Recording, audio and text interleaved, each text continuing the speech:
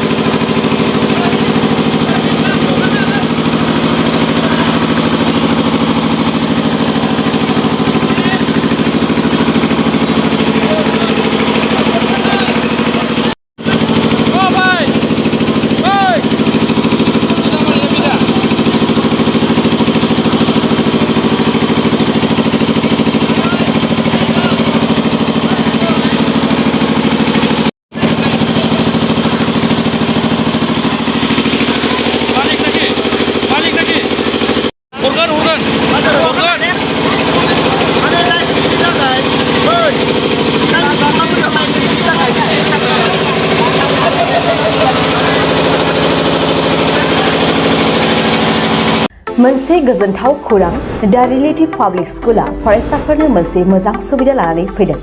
बावैसो मेट्रिक आनजादाव उथ्रिसारनो हानाय फरायसाफोरा थाखो 10 आव मुं थिसननो गोनो गोथो जानानै दंब्ला नोंथांमोननिसिम मोनसे गोजोनथाव खौरां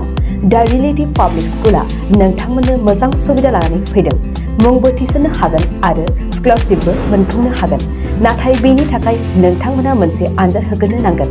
आरो बे आनजादखौ फैगौ 19 जुन रबिबार खालि खुंफुंनाय जागोन बेसेन होआलासिनो फरायसाफोरा आनजादखौ होनो हागोन आनजादा फुंनि 11 बाजिनिफ्राय सानजौफुनि 1 रिंगासिम खुंफुंजागोन